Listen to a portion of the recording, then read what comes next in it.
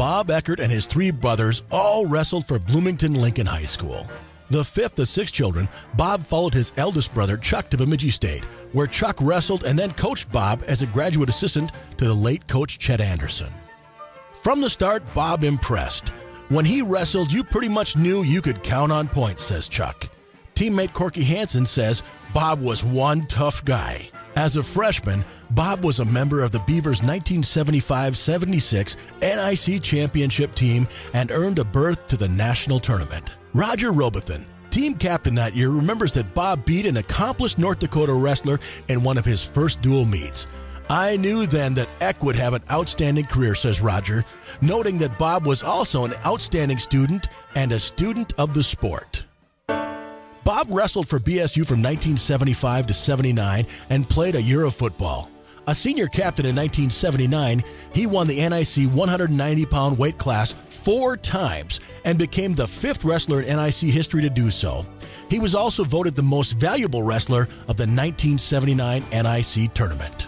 Along the way, he compiled an 87, 13-3 overall record as an individual and persevered through adversity. Seeded number 1 at the 1978 Nationals, Bob suffered a shoulder and ankle injury in the quarterfinal round, earning a devastating loss and a trip to the hospital. He returned on a high note the following year. Then, in a disappointing twist of luck, he lost another close match in the national quarterfinal round. Undaunted, he wrestled back to finish a triumphant third, making him a 2-time All-American with third-place finishes as a sophomore and a senior. It was a special day for Bob, whose father, the late Bob Sr., made the trip and witnessed one of the most grueling endeavors of Bob's career. It was the highlight of his father's life, says Mom Terry. He talked about that so often. It was such a thrill. Teammate and fraternity brother Wayne Hamilton has fond memories too. Bob was a very tough wrestler and a well-grounded person.